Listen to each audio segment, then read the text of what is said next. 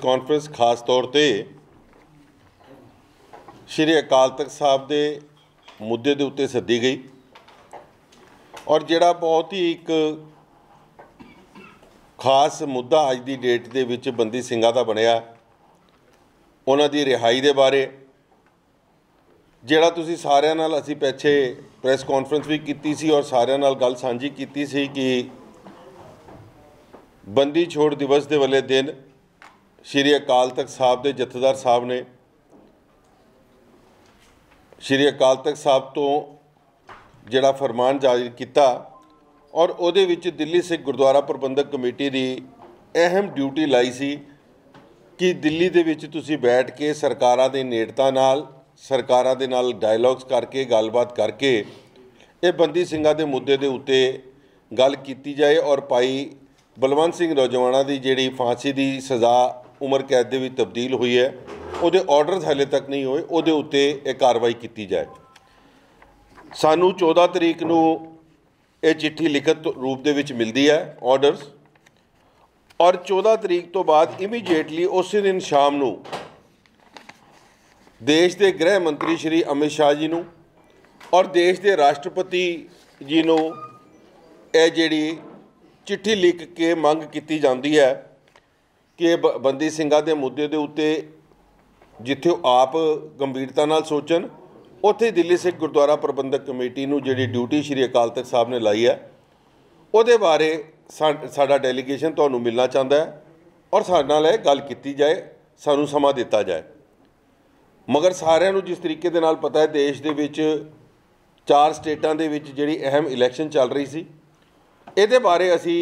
ज्ञानी जथेदार साहब नूं भी लिख के भेजिया और असी इन्हां नूं सुनिश्चित भी कराया कि जिस तरीके दे नाल साडी गलबात उन्हां नाल चल रही है असी जल्दी उन्हां नाल साडा वफद मिलेगा और गुरपुरब वाले दिन गुरु नानक साहब महाराज के प्रकाश दिहाड़े वाले दिन जिस वक्त देश के पार्लीमेंट के स्पीकर ओम बिरला जी इत्थे पहुँचे सारी संगत दे विच गुरु महाराज की हजूरी दे विच उन्हां नूं ये मंग रखी गई कि जिहड़ी बंदी ਸਿੰਘਾਂ की रिहाई के बारे और ये डेलीगेशन नूं समा देण दे बारे। मगर अचानक श्रोमणी गुरुद्वारा प्रबंधक कमेटी एक परसों मीटिंग रखती है जिहदा समय भी शाम का रखा गया 6 बजे का, जिस तरीके दे नाल उन्हां नूं समा पिछों मिलिया होएगा अपने आकावां कोलों 6 बजे शामी उत्थे कॉल की जाती है और उत्थे कोई दिल्ली सिख गुरुद्वारा प्रबंधक कमेटी नूं नहीं बुलाया जाता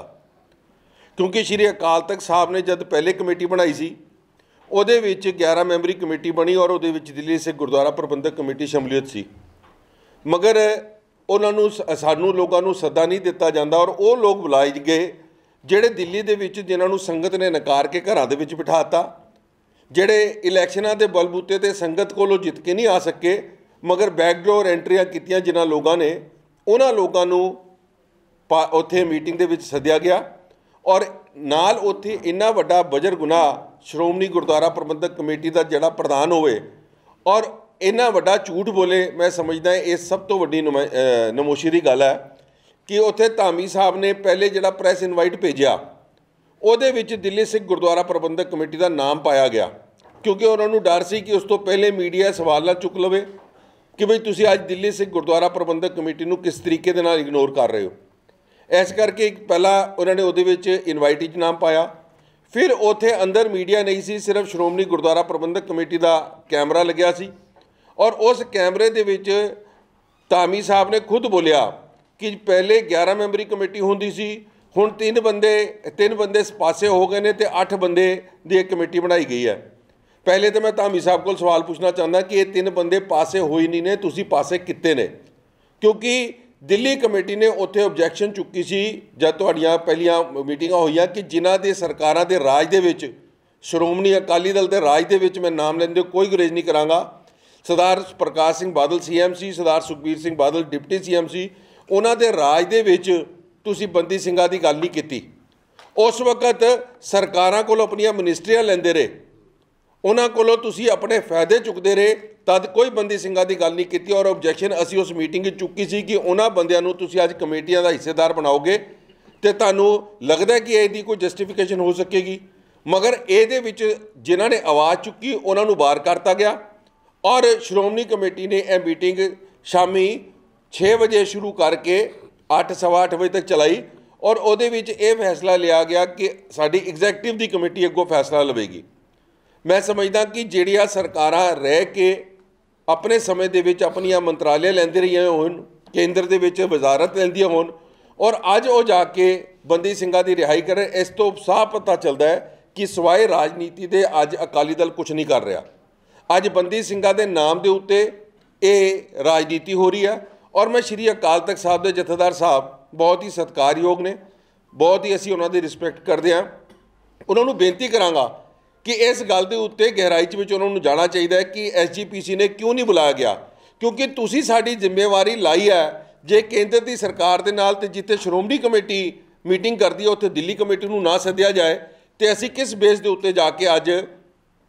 सरकारां नाल गल करांगे। सो इहदी संजीदगी नूं जथेदार साहब नूं समझना चाहिए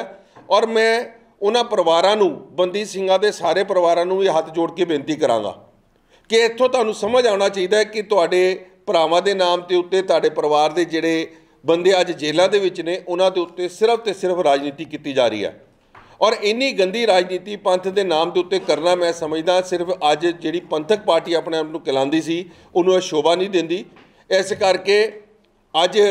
मैं एक गल का धन्यवाद भी करांगा धामी साहब नूं कि तुसीं सानूं सुरखरू करता कि इस असीं तुहाडे नाल हिस्सेदार बन के काम करिए और मगर संगत नूं और उन्हां परिवारां नूं जरूर असीं कहांगे कि ये साडी मोरल रिस्पोंसिबिलिटी है और असीं अपनी सरकारां नाल गल करते हुए समय समय सिर जिहड़ी भी डिवेलपमेंट होएगी असीं तुहाडे तक करांगे। मगर ये बंदी ਸਿੰਘਾਂ के नाम के उत्ते राजनीति करने वाले बंदियां दे नाल बिल्कुल नाल नहीं खलोवांगे। जिस तरीके दे नाल इहनूं अज अकाली दल श्रोमणी कमेटी नूं वरत के राजनीति कर रहा है, मैं समझदा इस तो मंदभागी गल कोई नहीं हो सकती। मैं दसना चाहुंदा कि कल उत्थे जद मीटिंग दे विच दिल्ली तो सरदार परमजीत सिंह सरना नूं बुलाया गया, जिहड़े पिछले 3 चुनावां दे विच मैंबर बन के नहीं आ सके, हुण किधरे लॉटरी लूटरी के नाम के उत्ते इलैक्शन मैंबर बने हैं। सरदार मनजीत सिंह जी के जिन्होंने अकाली दल ने खुद चोरियां के इल्ज़ाम के बाहर कढ़िया होए, उन्होंने उत्थे सद्दिया जाए। इन्हां लोगों को फायदे पहुँचाने वास्ते ये राजनीति खेडी जा रही है और मैं समझदा कि जिहड़ी बंदी ਸਿੰਘਾਂ के नाम के उत्ते राजनीति अज पंथ की पार्टी कहलाने वाली इहदा जिहड़ा हाशर पहले होया उस तो निगार वाली जाएगी, ऊपर नहीं जा सकती। सो असी इस राजनीति तो अज असी इस जिम्मेवारी जिहड़ी श्रोमणी कमेटी के थ्रू सी सानू असी बिल्कुल उस तो सुरखरू होया, मगर असी अपनी जिम्मेवारी ते खलोते रहांगे। असी हमेशा ये लड़ाई लड़ते रहांगे, मगर अज तो बाद असी श्रोमणी कमेटी नूं किसी गल दे उत्ते ना जवाबदेही होवांगे बंदी ਸਿੰਘਾਂ ਦੇ मामले दे विच और ना ही असी इन्हां नाल बैठ के इस मुद्दे दे उत्ते कोई गल करांगे।